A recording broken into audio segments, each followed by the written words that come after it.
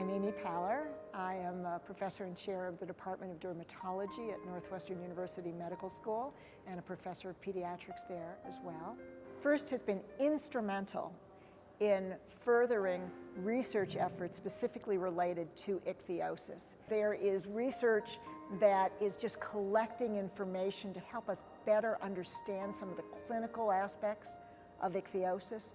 There is research that asks how ichthyosis impacts the lives of patients and families. There is research about how certain medications that we may have, whether by mouth or whether on the skin, can help.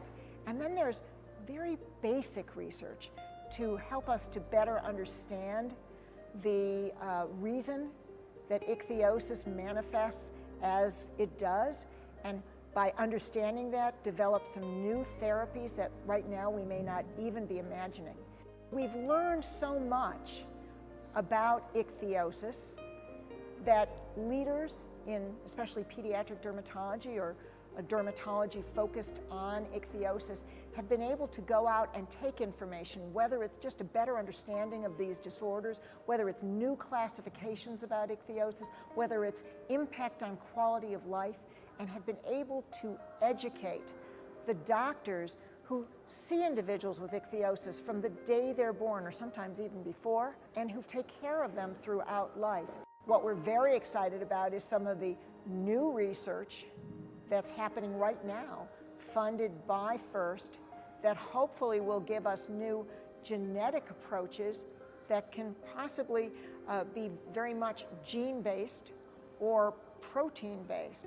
I initially became involved in FIRST a few decades ago because my area of expertise is on genetic problems involving the skin, and of course, ichthyosis is a major area of that.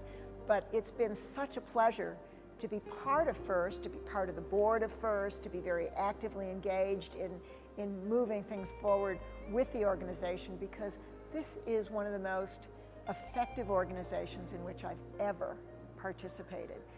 It's effective at all levels. It's effective at the very top with the administrative staff. It's effective at the level of the board, and very importantly, it's incredibly effective at the grassroots level.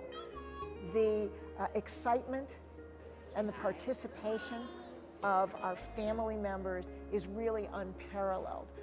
At all levels, this organization works because of the energy and the passion and the dedication of its members, from the administrators to the medical board to all the physicians involved in the scientific board, and certainly to the family members who provide so much to this organization.